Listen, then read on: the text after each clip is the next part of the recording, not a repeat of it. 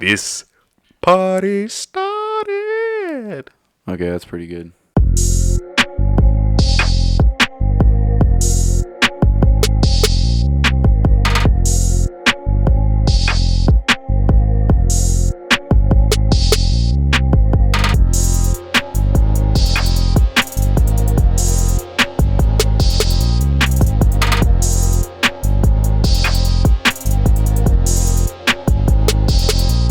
Three, two, one. What's up, everybody? Welcome back to the Art is in Debt podcast. Well, actually, you know what? There hasn't been a hiatus because y'all just listen to episodes. I'm leaving this in. It's definitely been a busy end of the year. Definitely gonna drop this before 2020. It's been a very busy year in art and just podcasting and everything. With me for the third time. Is it the third time? It is already? the third time. Wow. It's the man Nick English. Hey, Please, hey. if you guys aren't familiar with Nick, please go check out episode number 4, way back in the day. Yeah. Was that the first co-hosted episode? Yeah. Nice. Yeah, it was absolutely, and honestly, that was Dylan's first episode too. Oh yeah, Every yeah, time. he was on that. That was a fun time. Said he was super nervous. It's the first time I met Dylan too. Yeah. Did the episode. Yeah, episode number 4, and then episode number 14 with Linton Lewis about his book. Mm-hmm. Yeah, were you on anything else? I I feel like you might have been on one more. Yeah. I don't know. I know I will be on another. Spoilers. Spoiler, just go to Artisan Debt Podcast on Spotify and type in Nick English and it'll pop up. Boom. Just give you Perfect. any of those. And if you know, we'll cut this part out. I'm gonna drop this at the end of the podcast. Nah, fuck that. All right. We're Well, live. if you want to ever find me, I'm at English Nickel on Instagram and Twitter, I believe. Man, it's been so long since I checked my Twitter. Probably avoid that one. But I'm never on Twitter either. I have one just to have one, but solid. Yeah. You can also find me at whole9yardsvo.com. And my email's nick@whole9yardsvo.com. sick.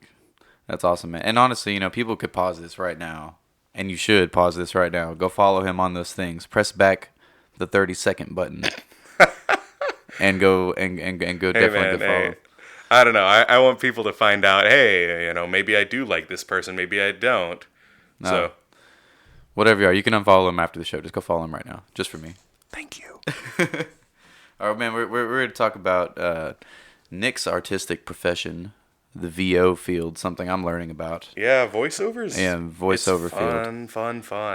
Voiceover, as I'm learning, covers all kinds of just vocal arts of different kinds. Yeah, I mean, there's corporate voiceover, there's e-learning, there's commercial, and there's also the thing that most people immediately jump to, which is character and animation. Mm-hmm. There's so many kinds of voiceover that people don't even think about. Like, let's say you call, I don't know, IBM, right? Mm-hmm. And you hear someone that goes, "Thank you for calling IBM. Press 1 to be connected to..." Damn, That's that a was person. good. Yeah, absolutely. People get paid for that. Yeah, It's well, like- some companies want to change them up every year too. They want to do different voices, and also telemarketing companies pay for people to lay out a product. That's if true. they don't Yeah. use a robot, some of them just use robots if they're super cheap. But, I mean, that's actually a trend that's building in the voiceover community. It's really unfortunate in localization, where there will be someone who they want to translate whatever. Yeah. And instead of hiring someone who can match lip flaps, do dialogue replacement and translation, yeah, they'll actually just get a robot to do that. And I mean, Like some there dragon are pros speech. and cons, right? Yeah. Like, it's cheaper, sure, but it's nowhere near as engaging. well, yeah, and it can drastically affect the just the context of what your product. Because if they're like, you can do this and that, Yeah. it's just like, or Plus, robots don't know abbreviations. yeah, Like, if you're wanting to say NSAIDs, right? If it's a medical e-learning or medical explainer or whatever, chances are they're going to struggle with things like methadone. They Okay. might mess up. Well, maybe not methadone, but Well, they might say methadone or something like that. maybe. But I mean, but the point is, Mm. they don't understand word origins Yeah. or irregular stuff unless that's been hand programmed. Or like slang. Right, right. Like But the you won't really context of the find that slang. in like explainers or e-learning. Well, yeah. But sometimes that is something that you get to throw in there to make it more like relatable. Yeah. Yeah. Absolutely. Well, and also something I was reading about just on my own, just kind of half-ass research of looking into it. It's like since audiobooks are getting bigger, more and more people are getting hired. Even though I'm a big one that supports that if the author, depending on like if it's if it's nonfiction, and if it's about them, it's always better. If the author reads it themselves. I think it's just I feel it. Like I don't. I mean, not always better, but if they do it correctly, but See, that's really a toughie. yeah, I feel like there are plenty of authors who, mm-hmm. they have a great writing voice. Plenty of people who have a great writing voice who don't necessarily feel comfortable in front of the mic, Yeah, or vice versa. Someone who does feel very comfortable in front of the mic, but when they write, it doesn't sound like a person. It sounds like a robot. And so that kind of back and forth really is where we come in. okay. Yeah, because I didn't really. Okay, no, that's a really good point. Because I didn't think about their own personalities. I'm thinking more along the lines of like I guess I'm thinking more specifically like comedians that have books about themselves Oh telling yeah, stories. yeah. And if it's a personal story in a book and if it's like an autobiography or something, like it's so funny in the audiobook if they're reading it.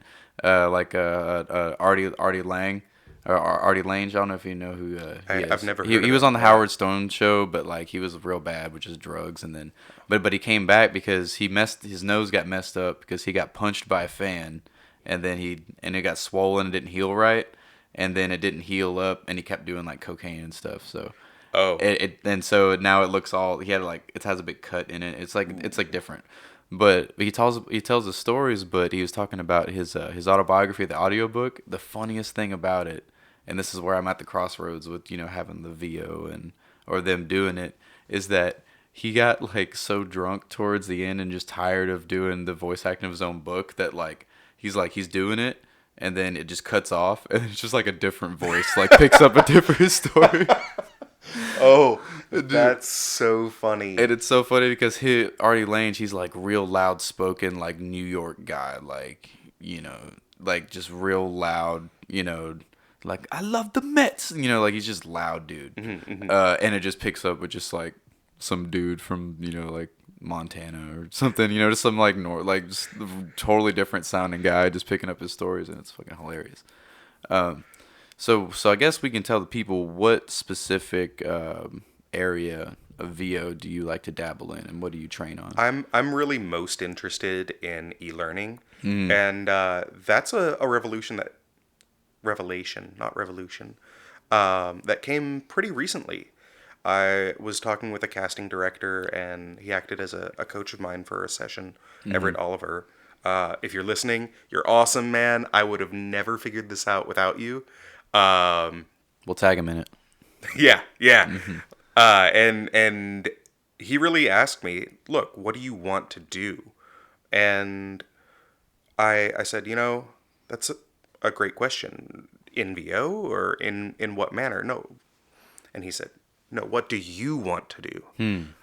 In general, if you could do any few things, what would they be? And I set on learning, teaching, and connecting. And those are my big three. And I realized that what I do currently, which is mostly I do marketing for other voice talent. And I do voiceover on the side. It's fun. I love it. I don't get to do it very often. What I really do is marketing. But what I get to do there, combined with my own experiences in e-learning, which are, again, very few, it's great. Yeah. I would have never figured that out if Everett hadn't been like, hey, what do you want? So, yeah, that's, I think, the number one thing that a lot of people need to ask themselves, why are they getting into voiceover? What do you want to do in this? Exactly. Like find the clear path, because like that's the huge thing. That's honestly easier to look over than people realize. Because people think they have a clear path and they think they want to do, but all you have to do is get like 2 or 3 questions deep into what they want to do, and you'll hit like a, I don't know, for a lot of folks. But that's really cool. You had someone with experience be like, all right, man, like, what do you actually want to do? And then maybe you didn't know in some areas, and he has options. He Right. can throw these at you, and you're like, okay. Then he helps you piece it together, and you're like, but once you have that path, though, things are a lot more clear. And like, if you can stay on top of where you want to go, like, you can solve problems faster and progress. And Well, yeah, and actually, progression within VO happens very slowly. That's one thing that took a long, long time for me to get used to. When I was first starting out, I was thinking, oh, I've been marketing and doing all this calling for a month or two, Yeah. and I haven't gotten any hits. And oh man, did I have a lot to learn. yeah, Because VO is a long game, absolutely. but I mean, you came out swinging though, man. I mean, that's true. I came out with everything that I could, and I decided from the get-go, this is it. This is it. I'm going to do this. And that has also, I've been saying, oh, recently this, recently that. But recently I've come to realize that VO is where I want to spend my life. Yeah. That it's not just, oh, it's what I do for money. No, I want to die on the microphone. Like, when the money's a secondary thing, you got something you really enjoy. Yeah. Which is like, I'm just going to do it, and then I know that if I do this, this will come, but like, I'm focused on progressing and Yeah. like pursuing. Sorry to this. get morbid there, y'all. No, that's totally cool. I think it's totally cool because, for people that don't know, whenever I met Nick, he was on a totally different path. Oh, yeah. He was on a totally Man. different path with his, with what he wanted to do. And my life and everything. Yeah, and we were just talking about this before we went live. Like, it was totally different, and it didn't work out, and like, it really sucked. And then, but he always talked about VO like it was like a dream, like a fantasy. Yeah. And then, So what I was doing, just so everyone's kind of has an idea of me, I was going to go and teach English for the Peace Corps out in like Republic of Georgia, which is just south of Russia. It's an impoverished region that has a lot of financial problems, impoverished both monetarily and also there are some occasional famines. So it's just hard to live there, and because it's hard to live there, it's hard to also get education. Now they do have wonderful metropolis, not rural cities. They have urban areas, like their capital, Tbilisi. But the vast majority of Georgia has very little access to education that will get them, first world opportunities. Yeah. And so, like, that's why, you guys come in and teach. I mean, teach even the simplest of things. I mean, you teach in English, and were you all going over there to teach English, or were you all doing, like, mathematics and stuff like that? The group that I was a part of was just for English. Cool. Yeah. But long story short, that didn't work out because of health reasons. And I don't want to really get into that. Yeah, we don't have to. But yeah, long story short, I was devastated. For a good solid 3 months. I was left going, what am I going to do? Because I had spent probably close to $1,000 getting ready for the Peace Corps, and then that just deflates. Yeah. Yeah. But man, I think that's what gave you the wake up call. Nick and I worked together at this deli, Old Moon. Shout out Old Moon Deli. I shout them out all the time. And their sandwiches. Yes. Oh, pineapple time. I definitely still put some time in over there, so come by and see me sometime. We were working there, and we'd always be talking about it, and then talking about VO, and it's like, man, why don't you just fucking go for it, dude? Just go do it. Just jump in. If only it was that simple. If only if it was that simple. So lucky. Well, no, that's the thing though. It's not a matter of it being simple. It was just the fact, like I think you manifested that, man, because Like you went all in on it. Like I understand that as lucky. You know, I'm not trying to get like too like spiritual, but I'm just saying, you know, like I think that's really cool because it's something you really wanted, and it's something that you really didn't think would happen, but universe is just like, what's up, man? Like you went all in on something and failed and took the L and it hurt for a while. Hmm. But then whenever you have that thought of like, well, I'm just gonna jump into this. What do I got to lose? Well, I mean, the only reason I got into it was through a series of connections. I wouldn't stop talking about voiceover, and eventually No. someone just said, "Hey, look, I can't really help you, but I know someone who does voiceover, Mm-hmm. and I don't know if they'd want to talk, but I can kind of bridge that gap for you." And that was Lisa Graham, who has been just amazing. Mm-hmm. She's like one of the she would tell people, "Oh, I'm not nice," but she is hands down one of the kindest and nicest. I know if you're listening to this, Lisa, you're probably screaming and cursing my name, but she is one of the but she is one of the nicest and kindest people I've ever met. Yeah. She really took a chance with me and introduced me to Whole Nine Yards, Mm-hmm. which I'm part of now.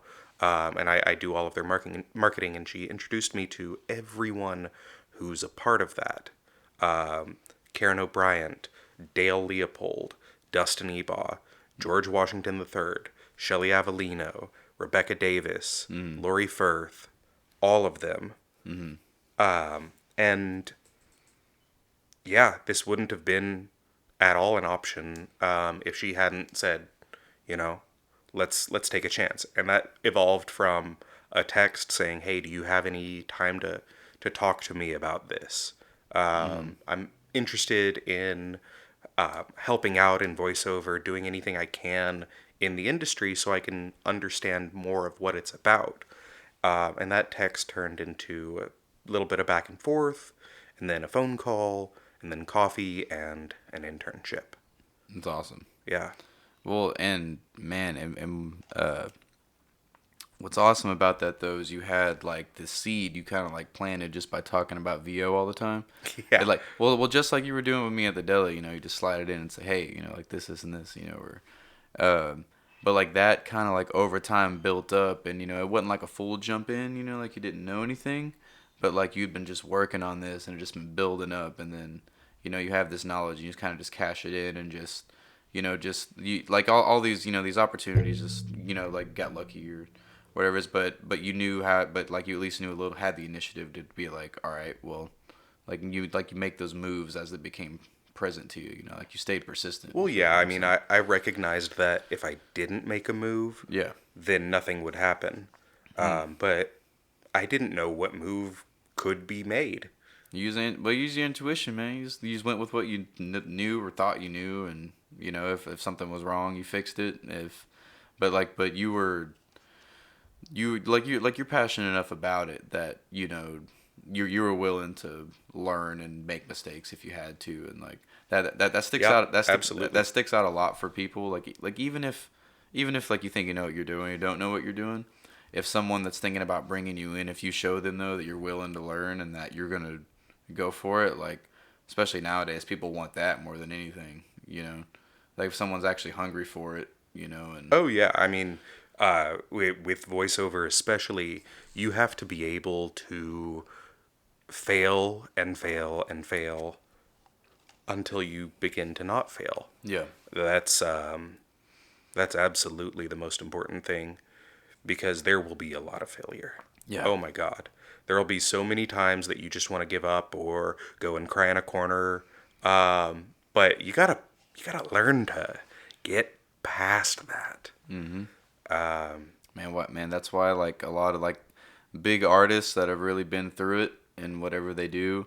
That's why a lot of them are hard or usually can be called assholes sometimes because man, like they've been through it. Like just the artist grind is hard. You know. Yeah, I mean that's definitely something that I see a lot in voiceover communities. Yeah.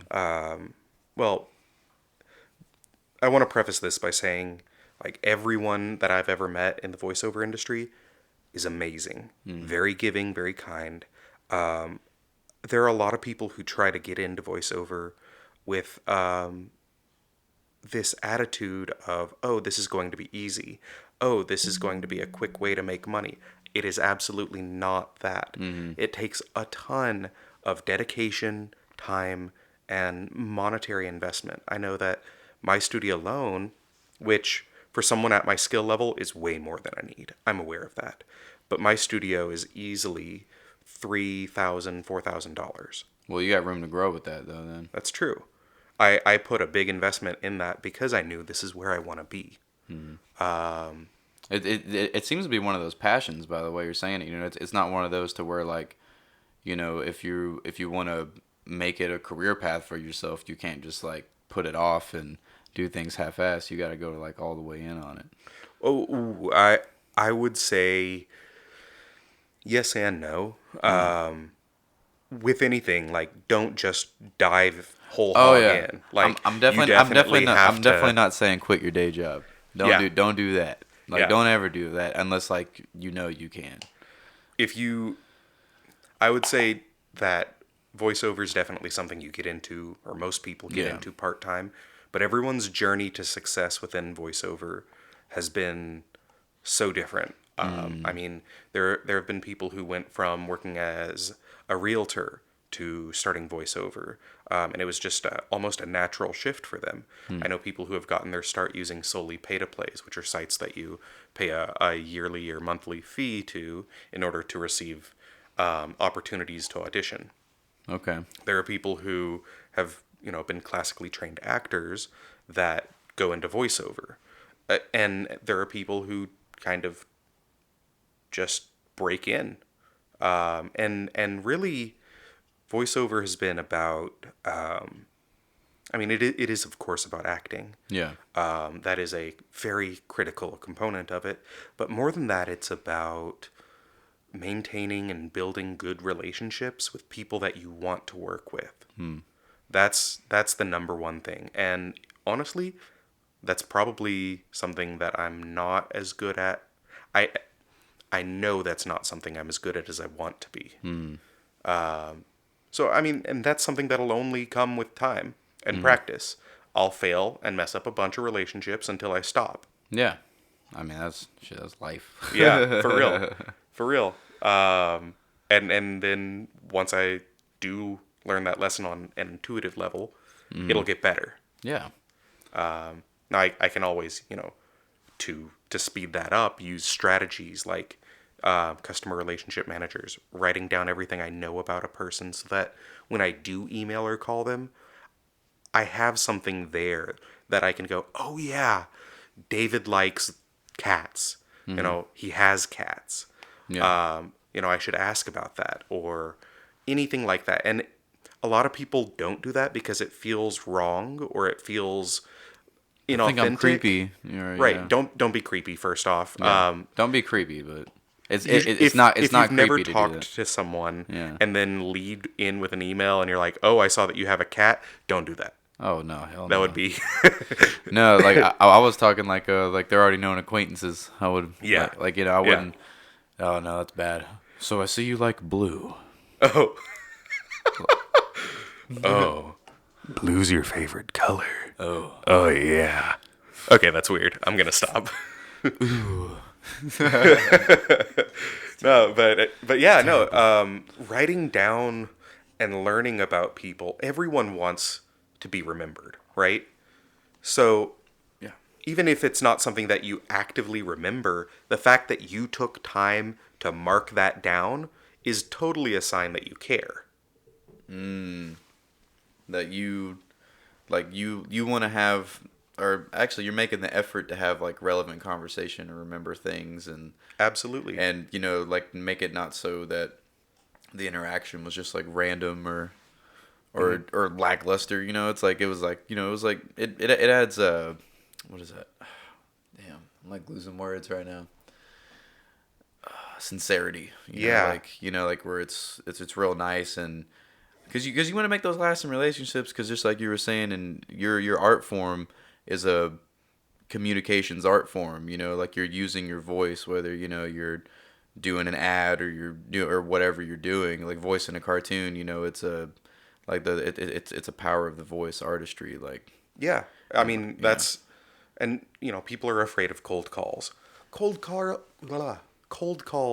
are the single best way outside of going and visiting a production studio that you can connect with someone. yeah, I mean, yes, you'll have that gatekeeper. Ooh, that's just another person you connect with. yeah, That's it. People try to look at cold calls as if they're like, oh, I gotta talk to a decision maker right away. No, no.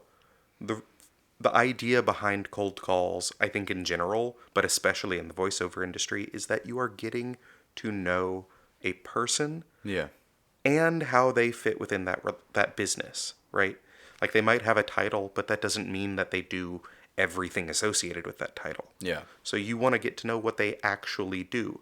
And as a bonus, if you can find out what they're passionate about and maybe help them, then you already have a way to that decision maker. yeah. Like yeah, you definitely want to lead in with making it more about them rather than what your agenda is, but like while Absolutely. also keeping your agenda kind of relevant, but like not diving into it.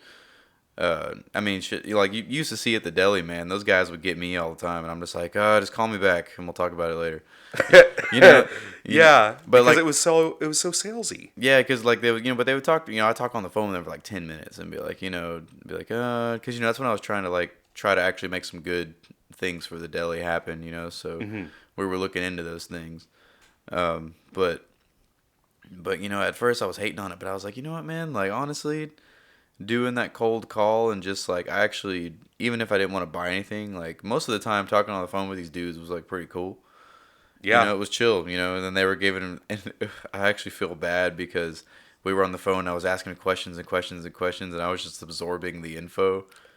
Oh, and he thought that you were interested in buying, or she? Yeah. But it was all dudes like Grubhub and all them. Uh-huh. Because there's like different, man, dude, the sales tactic world is like crazy. My friend Cloud, shout out Cloud Style. He tells me about it all the time because he works in calls, like call centers. Uh, but like like we would talk and talk and we'd just talk about social media stuff and then we like talk about like art. I talk about stuff not associated with the deli. And I'd kind of just like squeeze all this info about how to do these things out of them. Then I'd kind of be like, all right, man, well, good talk. We'll like look about it. Then I'm just like, well, I know how this works now. Oh, that's funny. Like, but it's a cool conversation. And like, I know from a job standpoint, that's pretty bad that I squeeze the information out of them and then they're supposed to be selling me something, like, but like at the same time, I don't know. Like it makes me not like hate their business. You know what I mean? Because it's not. They actually want to have genuine conversations. Some of these sales guys, and make sure you get a good product. They're not all the devil. But people are afraid to talk to people on the phone. I mean, there are a lot of. I mean, that's the other thing about cold calling. Lots of people our age do not want to talk on the phone. They want it to be text, video chat more than phone call. Talking right? mid-20s. Yeah, younger millennials ish. I don't even know when the cutoff age for millennials is. It's like 94 or 96. I think it's 96. Yeah. Dude, I heard it was 94 the other day. I don't even know. Like I went from being a millennial to not being a millennial to I mean, it doesn't really matter. Who calls the shots on this shit? Who says like, you know what, this is the age cutoff, bro. This is it. Like who? Yeah, it's supposed to be based on like major life changes in like your growth. Okay. So like millennials, quote unquote, are people who grew up without like phones in their hand. Like different culture sets of Right. like develops like the different ranges of technology and all that. Yeah, that's one different thing eras. that can divide a generation. Yeah. But millennials especially are ones that grew up not having tech, and then in their early adulthood to even as early as like 9, Yeah. 8, they had a phone, right? Yeah. They had access to the internet or high speed internet. So that was that's the main thing for millennials. Yeah. I got my first laptop in 6th grade and that changed the game. Oh yeah. You know what I mean? Oh yeah. Like that changed the game. and I also started playing like online. I started playing Warcraft 6th grade. So like it definitely changed the game and got me like into the sphere of just like people. Like I learned like how to talk to people online, which has its own makeup, with like Oh words. yeah. I mean, it's through texting now. Everybody's using LOLs and stuff, but like I learned online texting and like commerce from playing games like World of Warcraft and like how to make money and shit. But like I can now see what you're talking about. How it's like we grew up with just this thing as a tool that we didn't used to have, but then we have it. But now like the new generation's got like Yeah. the dopest shit in their face when they're babies. Yeah, yeah. But it's kind of reel that back into voiceover. So I've got a bit of an announcement to make. Okay. I got on a call with this guy, friend of a friend, and he's doing one of the coolest documentaries I think I've heard in forever. And it's about this guy who was a heroin addict, and he was, all the things associated with that. Yeah. Very, very difficult life. And over time, he was able to kick that habit and built up an art career doing street art and murals. And now he has a six-figure business doing that. Because Nice. essentially he replaced that habit of I need to take a hit with art. And so, that need to do something switched from heroin to art.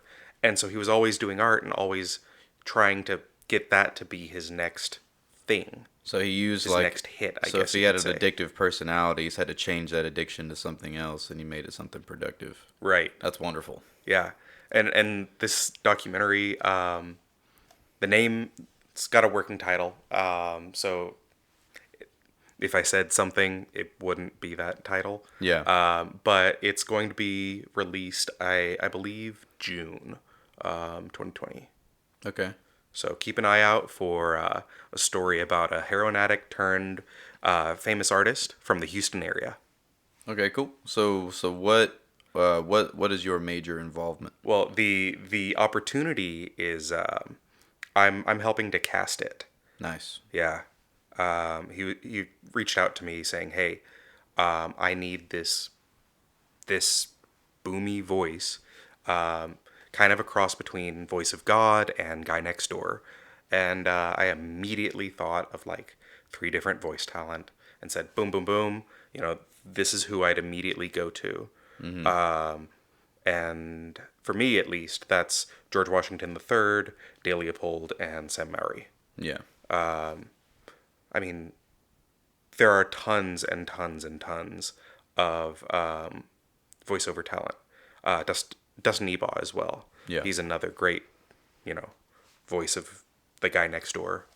And yeah, that just opened up a conversation. He's like, "Look, man, I think we're a good fit. I'm gonna probably use y'all." Yeah. That's awesome. It's also cool whenever you collect these connections and all these people help out and maybe you return favors. You build that rapport with a bunch of people. Then when a project comes up, you got homies to put on. Exactly. Yeah, and you It's can very satisfying. and you can come in as a crew rather than just doing it just all freelance all the time. Because when you come in as a group, you're like, hey, now we're about to knock the shit out of the park. You know what I mean? Because I love working in groups, just for like bigger projects, just because it's there to hold each other accountable. Whenever like I do stuff by myself too much, I end up like I don't cut corners usually, but like the option is there, and sometimes But yeah, dude, I think that's fantastic that like you got a big project coming out, man. Yeah, thanks, man. Yeah, that's super sweet. Oh man, dude, I've always wanted to do like a documentary on like an artist or It's something. do it. I don't know. That's in the words of Shia LaBeouf. Just Just do it. Oh man, there's this artist named Scrap Daddy that was a friend of my dad's, and he left out of his old workshop space. If you're ever in Houston and everyone's ever in Houston, go check it out. Like, it's off of Shepherd. going towards Memorial Drive, Oh, which no is way. Allen Parkway. I was just there earlier today. Okay, That's so wild. So if you're going down that way, you remember you go over those train tracks, and then there's that El Rey chicken and shit. Like keep going. Or actually, no, it's at the railroad tracks. You make a right at the railroad tracks. Yeah. Before you go over them, and there's like these big metal like hydraulic monsters that are down there. And that's Scrap Daddy's stuff. I have his art pieces, like that big stone head I have out there. He made that with the horse teeth. Nice. And the two metal sculptures by the bathroom in the hallway. He made those. But a lot of his art's just rotting there, and he has like 2 million pounds of metal just sitting there. What? Why? Well, because the landlord was like kicking him out, and he's like, "If you take all your shit," and he was like, "No, fuck that," and I was like, he just bailed, and he left all his shit there. It's closed up, but like. There's heartbreaking. there's all kinds of pieces of his art just laying on the ground on the outside. Like I've picked up some things because like I used to go there as a kid, and it's like seeing one of your favorite amusement parks is shut down from the outside. Speaking of Astro World, we need you back. Hey man, they're building a theme park by my mom's house out in Cleveland, Texas. Oh, yeah, it's gonna be like it's by the Grand Parkway. It's gonna be like the Grand Texas something, but property value is about to go up over there. Everybody go check that out. That's on a side note. But I wanted to make a documentary about him, man, because like he did all kinds of stuff. He's had some documentaries made, but like he was on international TV. He's been through a lot of ups and downs in his life too, but like, he's been just like a star figure at the Art Car Parade. He had his own show on the History Channel for a while, filmed at that space. Nice. Like super, like he was on remember Robot Wars? I don't think I've ever seen that. Or BattleBots. Oh, yeah. BattleBots. He was on BattleBots. That was on TV, and he was like a champion. Like they built a robot that was just like had a flamethrower and a hammer. It was just like beating the shit out of like everybody else's robot. Like he's like an accomplished dude, and he was one of my dad's friends when I was a kid, and like we would always just go over there, and I would just run around, just look at stuff, and he had hydraulic metal monsters with spoon scales. But since you're talking about doing like documentaries, like it would be so cool to do one on him because like do it. That dude. That's like I said, man. If you want to do it, just reach out to him and be like, "Hey, I want to make this documentary and I want it to be on you." Yeah. And go from there. Yeah, I have to find some most investors people. and a camera person. Because like I said, with groups, I'd want a crew. And just to. Because, I'd to see if my dad wanted to do it, but he'd probably not want to do it. Because, like, they were homies. Like, they went to Costa Rica together and stuff. But, like, they kind of, like, fell off. Just because Scrap Dad was, like, all over the place, But I think, that's the man, like, I just see his art sitting there rotting, man, And when you see that, you just get inspired to be like, you can't die like this, Yeah. Definitely one of those, like, monuments to spite. Yeah. Just doing something for the spite of it, I feel like is very satisfying as well. And to kind of tie that back into voiceover, right? Yeah. There are so many people who, when you get into voiceover, will tell you, you shouldn't do this and that, you shouldn't do that, and that can be friends and family. It can be anyone, people that you've never met on the street. You'll say, "Oh, I'm trying to do voiceover." Or, "Oh, I'm a voiceover artist, blah, blah, blah." They'll be like, you can't make any money doing that. It's like, you know what? Because they don't know. Right now, you are right. I am making none. But one day I will. Yeah. And that's the attitude you have to have. Yeah. Absolutely. Because, like I was saying earlier, man, like, I really believe you full on manifested this shit, dude. Just because, like, I don't want to look at it as just like, oh, it's lucky because like you wanted it and you made it happen. You know what I mean? Like you did what you wanted to do. I mean, there is an element of luck to it, and that was I had a connection that knew somebody. That said, I would have eventually found my way to VO because this industry is something I was going to do. Yeah. The fact that I got into it at this age is definitely, thanks to that person. They have asked to remain unnamed. Oh, that's totally fine. So, that's cool though. It makes it a mystery. Yeah. It makes it like because you don't want to release your don't want to release your finest connections. You gotta keep that on lockdown. It's true. It's true. Speaking of connections, whenever you're reaching out and talking about voiceover with anyone, make sure you have some record of it, whether Yeah. you're writing it down.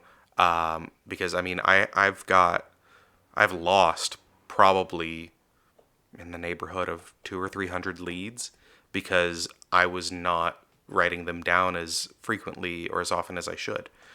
So definitely invest either in a good spreadsheet layout or a CRM, and that For way, like your contacts and exactly, because excuse me, a good layout, you'll be able to update with when was the last time you reached out to them and when was the last time you heard from them, Yeah. which can be 2 different times.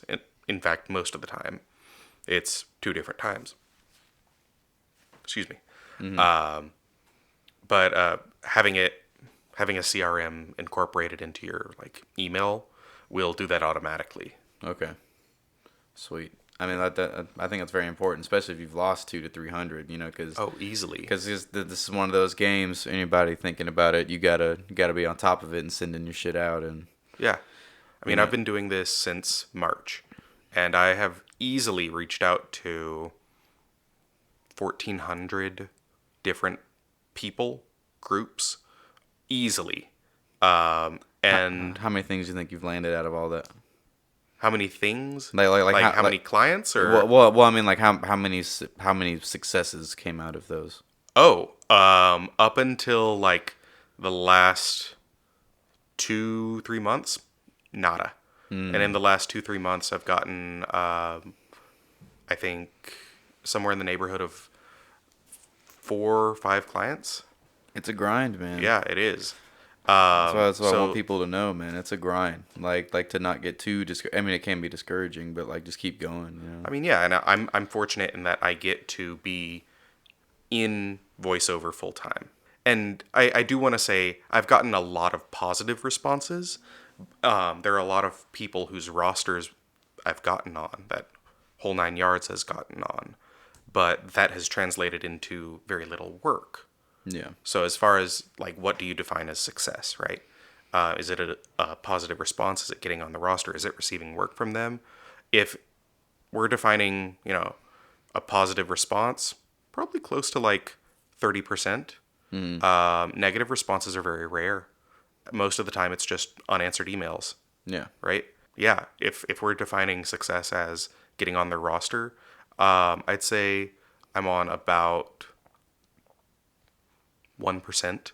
Okay. The rosters for 1% of the people I've reached out to, which is actually a pretty good number. But you're also doing something I wanted to bring up to people, is that you're also doing you're also in a field of work that's similar to what you want to do, like you're doing the marketing Yeah. aspect, and that's huge. Where like people are like, well, I don't know how to get into this industry. Where it's just like, all right, well, instead of like being the main thing right away, like do some things that are involved with yeah. it, and then like learn more of the game. Absolutely. Learning and being a part of anything tangential to what you want to do is only going to make you better at what you want to do. Yeah, absolutely. Because if you can understand the struggles that your potential clients are going to have, you can address them before they ever become an issue. Yeah, absolutely. Like that's the move I made. Like not even so much to get the degree, but just to learn more. Taking the art classes, and like, man, dude, in like one semester, like as I'm mostly self-taught, so like 90% self-taught. And so, but like everything I learned in this past semester has changed my art game completely.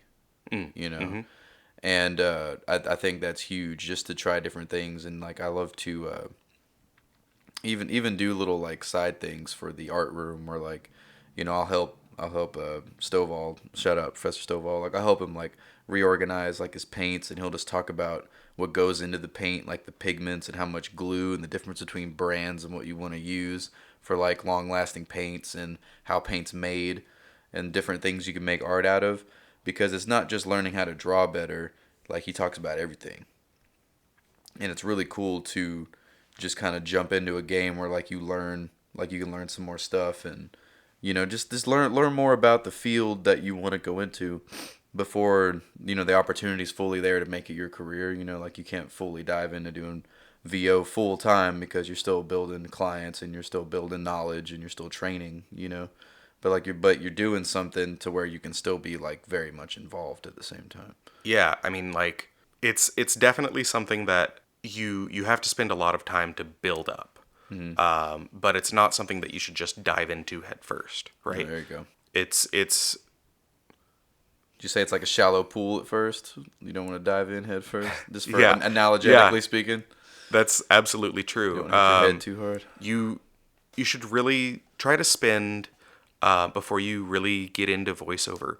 Try to spend an hour a day after your job, emailing, calling, or before your job even, emailing and calling people. We all spend that much time, way more than that, on our phones every day. By the way, you have time to do this, people. Yeah, if you replace the time that you surf social media with time you do with cold calls, you'll do so much more. Yeah, even in a month. I'm guilty of this, for the record. Oh, that was nice and creepy. That was good. Nice. Good. It's all about the proximity. Spending at least 1 hour doing that marketing is super important. One, if you don't like doing the marketing, that's, you're going to find different ways to do it. Marketing is about 80% of what I would be doing, even if I was a full-time voiceover talent. Even the best talent, right? They'll spend, well, maybe that's an overstatement. Most talent spend that much time or more marketing. And Mark Scott, I've learned a lot from one of his seminars. He said, a lot of voice actors come to me and say, how much marketing should I be doing? How much marketing should I be doing? The answer is All of it. pretty much as it takes to be effective. Whatever that means. That's the artist life right there, man. Like, you have to always be just like putting it on, like and honestly, like in the art game, I usually call it like showing up. You know what I mean? In the sense of like, doesn't matter if like this thing got 1 million responses and this one didn't get any responses. Just keep doing things. Like, Yeah. just keeping that steady flow. That's like, a Gary Vee thing. exactly. Well, you don't get stagnant. It is a Gary Vee thing. But like it's a big truth of just if you're going to do anything yourself, if you're doing some entrepreneurial thing, but really, even if you're working for somebody like in the art game, like if you're doing graphic design, really like most artists, a lot of artist professions, like most of those guys have side gigs because they just have different stuff they want to do, or they have their own art form that they want to practice, Yeah, Like, I mean, like all the architects I know have some kind of side art thing they do, that they need to do they have all this extra creative expression they need.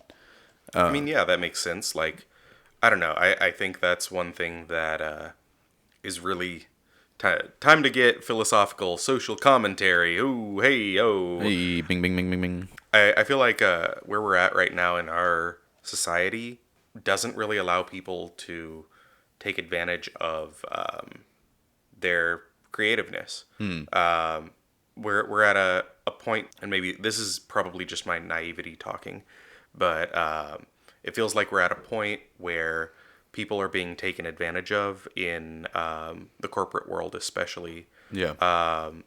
Well, maybe not the corporate world, but the retail world almost definitely, where they spend so much time giving and giving and giving to this entity, right? And then they don't have enough to really even survive or pay for bills.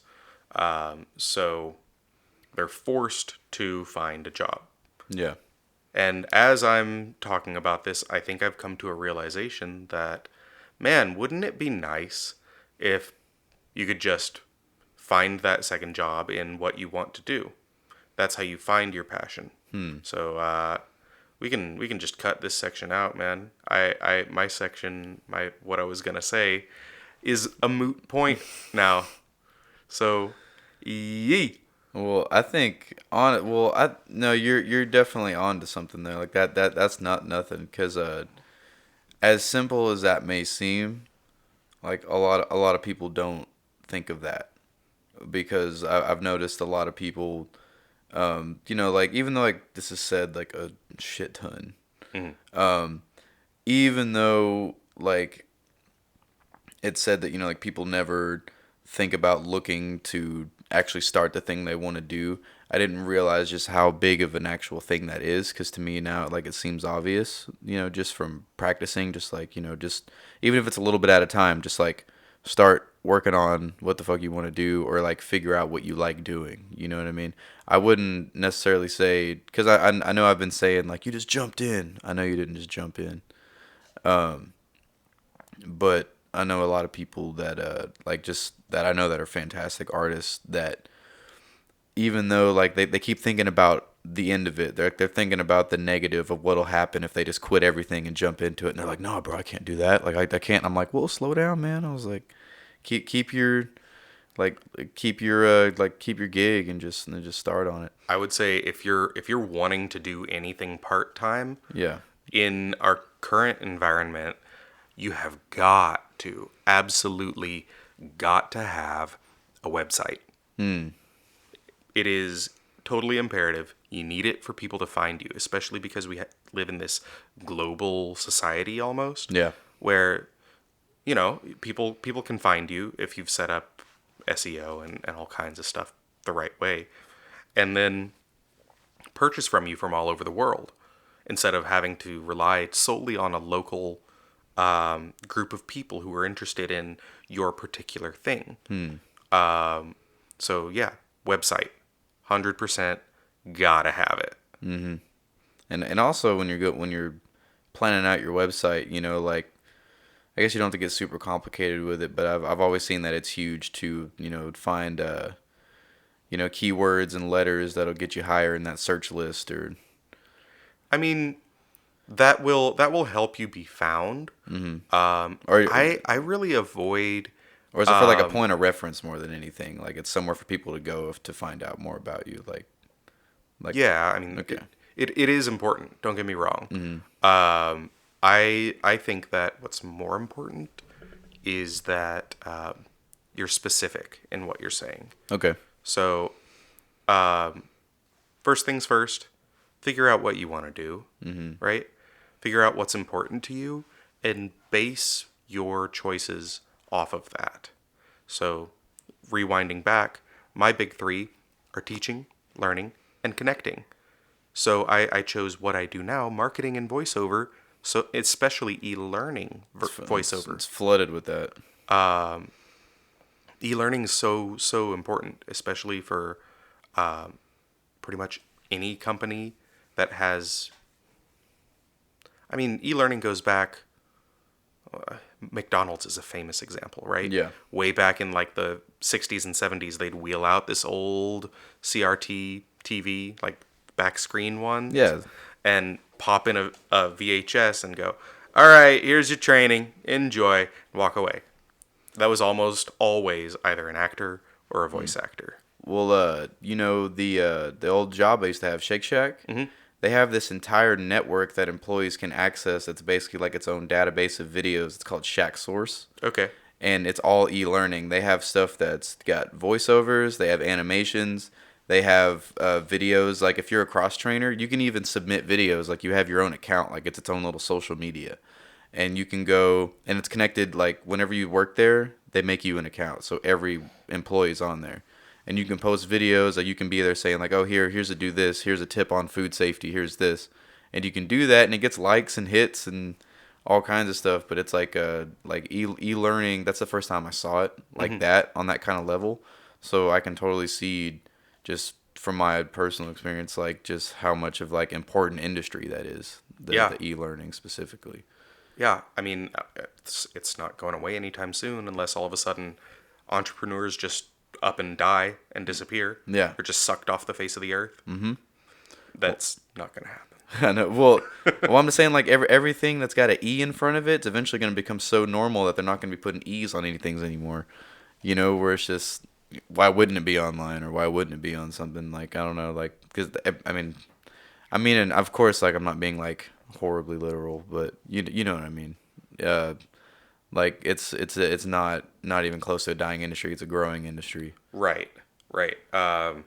e-learning in particular, I mean, there's a lot to understand about the different industries, especially the tangential ones to voiceover. Like we were saying earlier, critically important to be in those tangential industries because if you're an if you're naturally an advertiser, or you've worked for an ad agency, you know what that sphere's like. You know what that group is looking for, and you can tailor a read toward that. If you are an academic and you have an educational background, you know what e-learning is looking for. You know what kind of tone is necessary for understanding that doesn't alienate people, right? Yeah. Or if you're an actor, you have a theater background,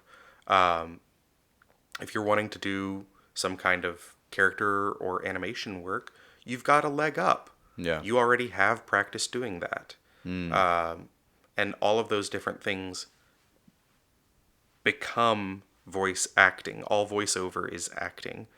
But the sphere that you come from before you get to voice acting influences what you already know and where you'll get your start in voice acting.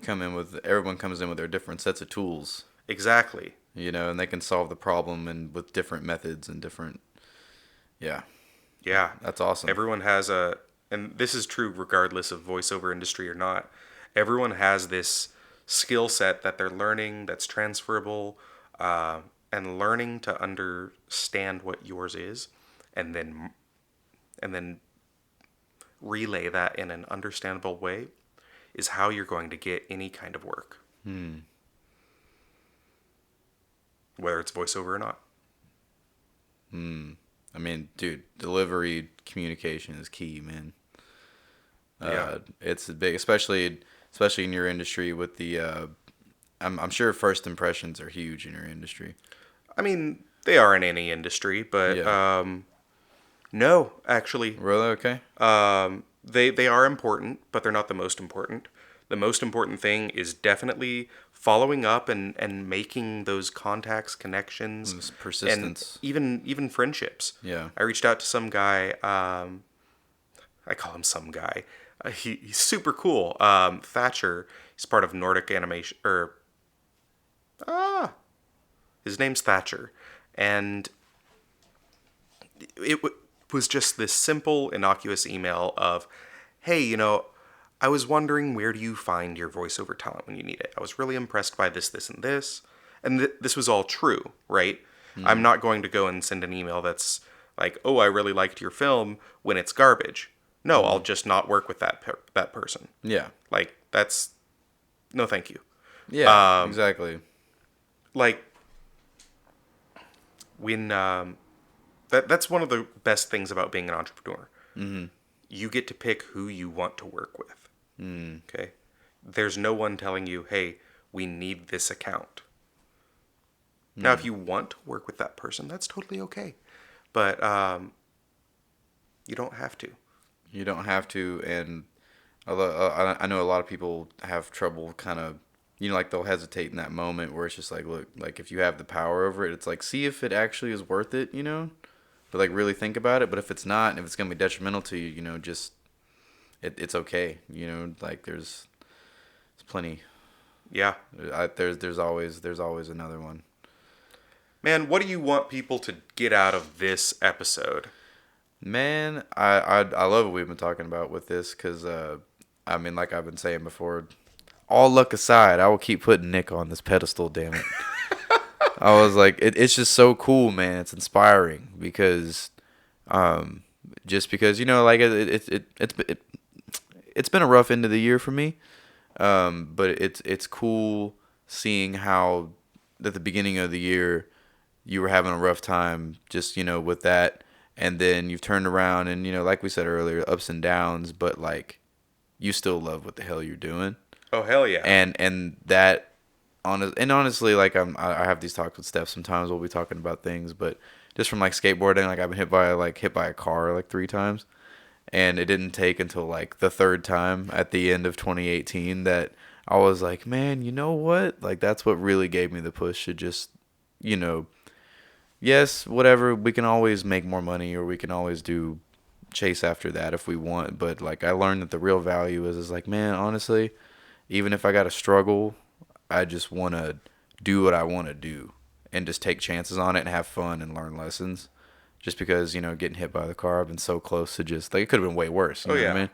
And but because of that, I'm just like, you know what? Like if I was laying in a hospital bed and I'd be like, damn, I've spent all this time worrying about all this dumb shit when I could have been doing stuff that I actually enjoy doing. You know, but I wasn't in a hospital bed. I actually wasn't really harmed at all because, you have to be light on your feet. And if you know the right time to push off of something, the car wasn't going too fast. And I just didn't get hurt. But I stood up and I was like, you know what? Fuck. I need to get my priorities in line, Yeah. Man, I know I say this often, but I'm very glad that you weren't hurt there. Thank you. When you first told me, hey, I was hit by a car, I was like, dude. Like, oh shit! What do you mean? You were still working at the deli at the time. Yeah. You were so nonchalant about it. I was like, did they hit your head? Yeah. Like, is everything okay? It's like you're being too normal about this. Because man, I was so normal about it because one, I didn't get hurt. Like right. I had some like body aches that night, and I was feeling real weak from like the impact. I had a little bit of road rash on my leg, but it's because I slapped off of it and bounced off of it. Like even the dude, I told you there was that dude in his car. He was like, "Hey," and I got up, dust myself off, and he was like, "Bro, like, are you okay?" I'm like, "Yeah, bro, I'm fine." And he was like, "What?" And I was like, "Yeah." I was like, "Yeah, dude, I'm good." I was like, "This ain't the first time." And he's like, "You just got hit by a car." I'm like, "Yeah, we're good." But I knew exactly in that moment, this is crazy because everybody's freaking out about this scenario, and I'm just thinking about it. I'm like, damn, I'm okay, and I need to like really get my shit together. Like that was like one of the biggest wake ups I've had, and like everybody's freaking out, like because even the driver, the lady that hit me, when you hit somebody with your car, you think your life's over. It's like, oh, yeah, this is a wrap. I just hit a guy with my car. I'm fucked. But she was just like, "Hey, do you want my information, my insurance, this and that?" And I was just like, "No." I was like, "I'm good." And she was like, "What?" And I was like, "I'm fine. You're fine. That was mutual. I didn't see you. You didn't see me. I'm okay. I'm just gonna go home." And she was just like, and I was like, "Yep." I was like, I even give her a hug. Bravo, man. And I was just like, because Bravo. I was just blown away, dude. And I like, even though I've kind of like violated what I've said, where I'm just like, get your shit together. It's a longer process than people think. But, oh yeah. But just because your shit is not together doesn't mean it's less together. Exactly. Does that make sense? It does make sense. I want to just wrap that up and put a little bow on it. Yeah. Because where you're at right now isn't where you want to be in the future does not mean that where you're at right now is not the same level or worse than where you were previously. Yeah. And you got to stay present with the process. Like I love the process. You have to learn to love the process. Like it's real. Yeah.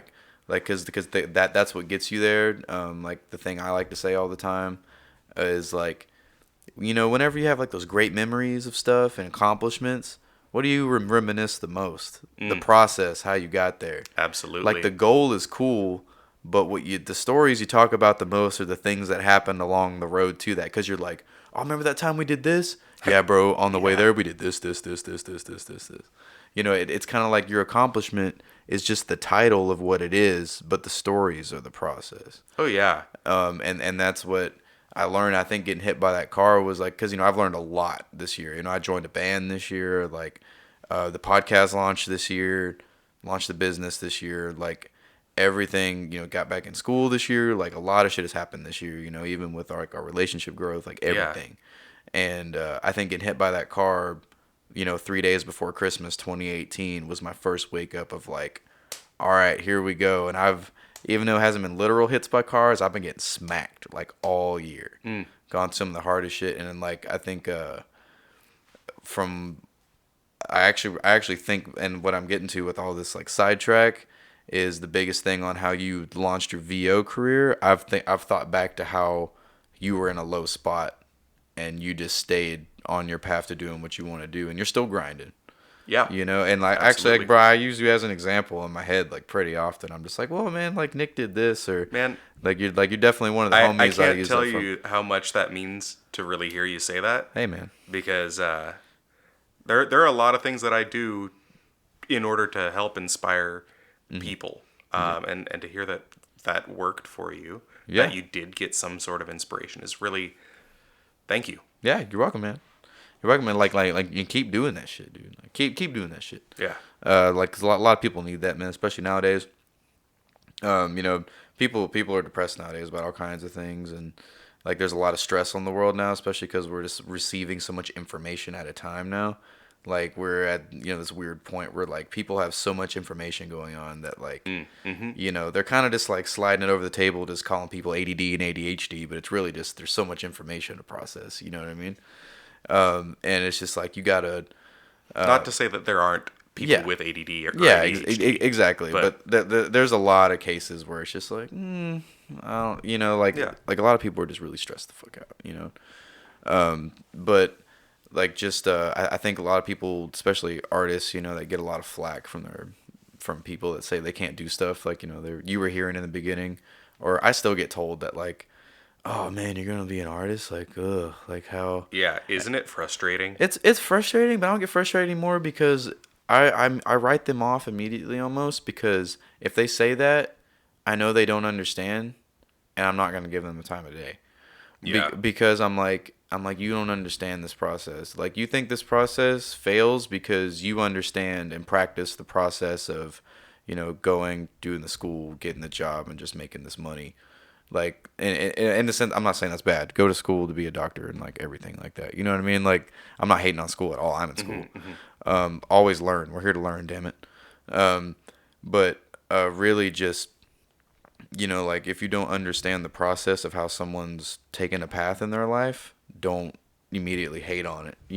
Yeah, I think to boil down that concept, something you said there really clicked, and the thing that I want everyone to get out of this episode is if you are passionate about something, okay, that passion can fade, but if you are continually doing something that you want to do, Yeah. and you want to do it, even if that passion isn't there quite as much, that act of continuing will get you through it. Don't give up, man. Just keep on doing what you're doing, and it's gonna be better. It might not be better today, might not be better a year from now, but it does get better. Exactly. Like watching paint dry takes forever if you sit there and watch it, but like, if you bounce around and stay busy, you come back and be like, oh shit, hey, Yeah, I mean, yeah. you gotta work at it. It can't be passive. Exactly. But yeah, I if there's something that you love, whether or not that passion fades, as long as you're dedicated to it, you'll find a way to make it work. You'll find a way to make money at it, right? Enough to support yourself or to be in a side income, something. Yeah. Just keep learning about it. Absolutely. It takes time, and it takes different amounts of time for every different person. Takes a lot of trial and error. Absolutely. Oh my God, yes. Because honestly, But don't give up. That's one of the big, I think I learned that lesson when I thought back, because remember I told you a while back I wanted to write a book relating how I learned a lot of lessons from playing like MMOs. Yeah. I really did. Because I usually treat everything as like what gets me stoked about things that are hard. I think of it as a boss fight, because anytime it doesn't matter how many times I die, like I think back to just going back and just like starting over and over again, and it's totally okay to die, y'all. Like I'm not saying that literally.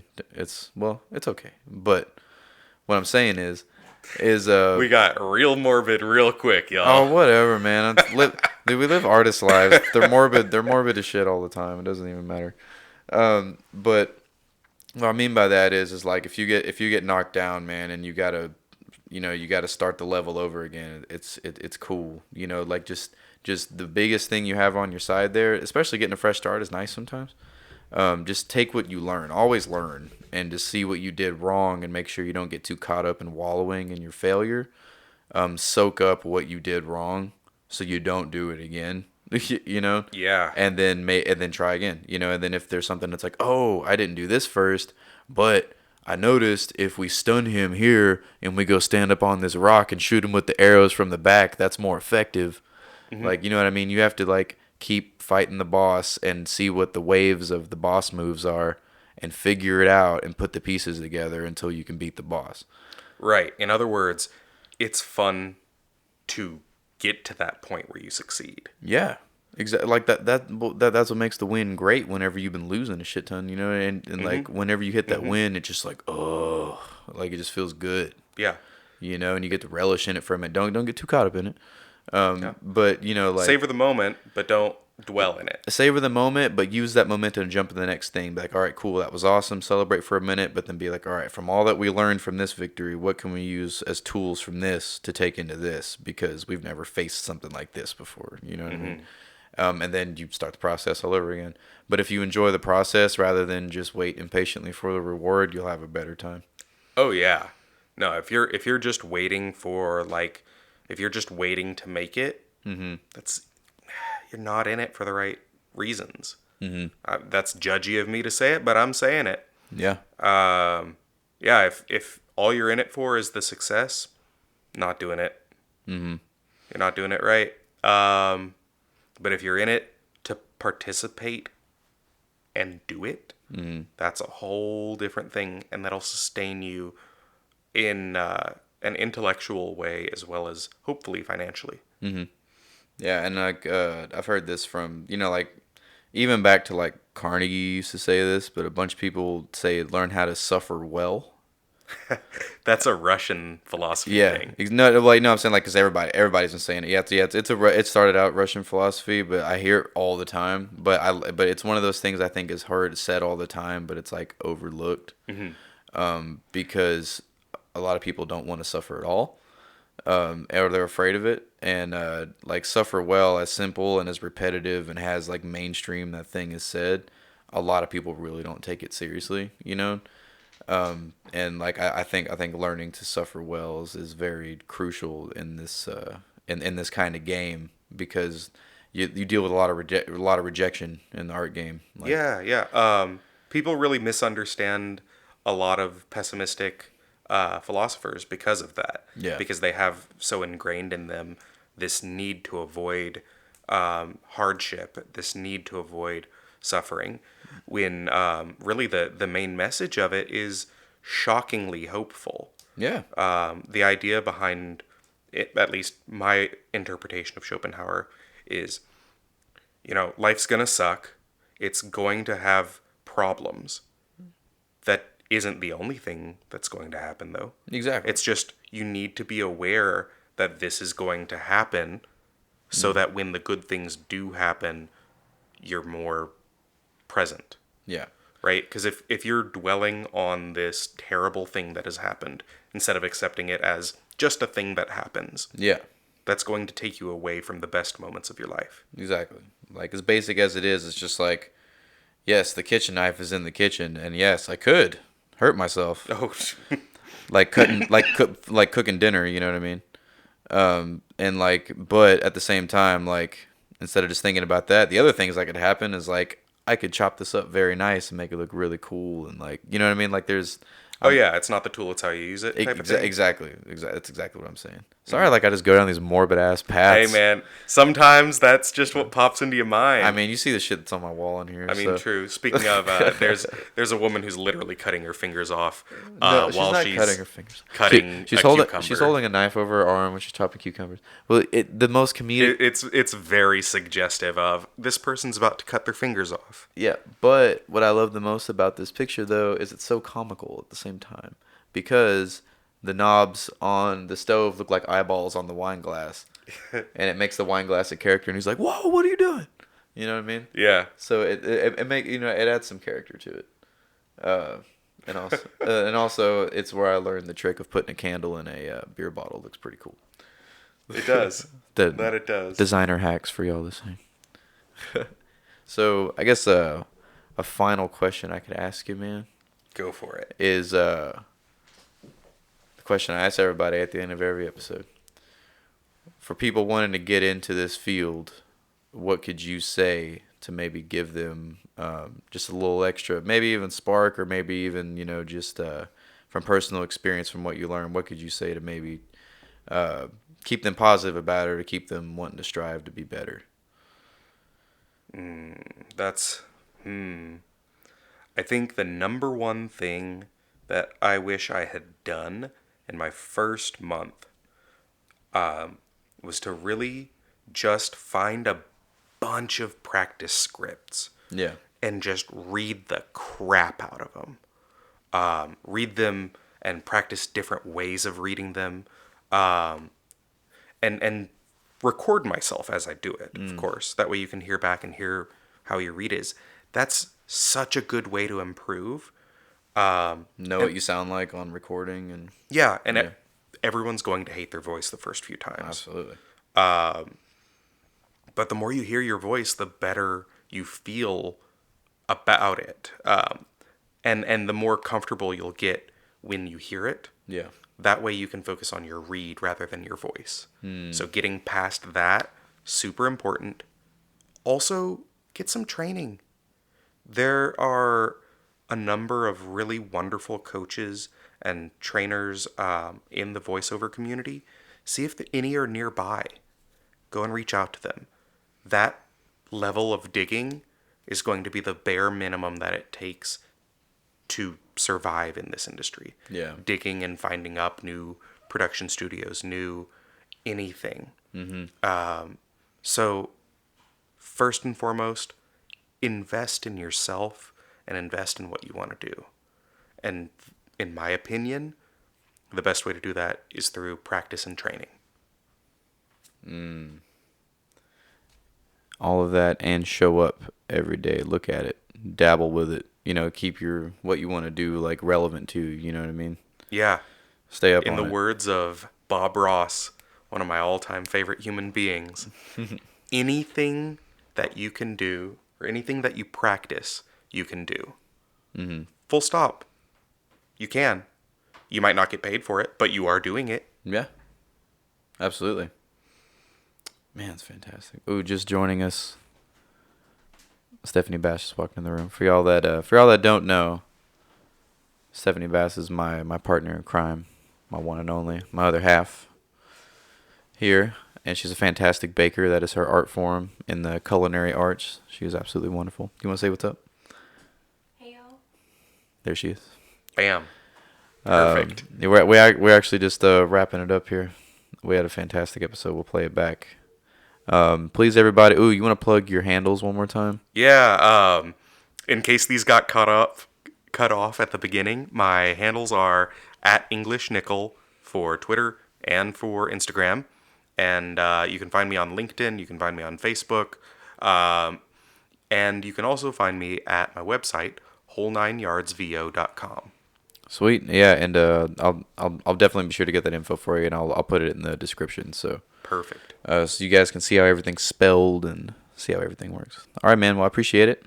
Thanks for having me on. It's always good to be here, man. Yeah, man. Our conversations just kind of flow. Yeah, absolutely, man. I'm sure you'll be on more episodes in the future. Like, no problem. Sweet. All right, Steph. Thank you for joining us here at the end. I'm sure we're gonna go eat some delicious food, and you guys aren't. So yeah, y'all enjoy that. All right, you guys. Artisan Depth Podcast. Be sure to like, subscribe. Make sure you share us with all your friends. Make sure you, if you're on Apple Podcasts, give us a rating, 5 stars, or whatever stars you want. I'm just looking at the 5-star Dragon Ball I have on my table, and I said 5 stars. So give me 5 stars, please, if you like. Troll me on our social medias. Troll me in the comments. I would absolutely love it. We'd love to hear all feedback you guys got. All right, Nick. Stephanie, signing off. We're out.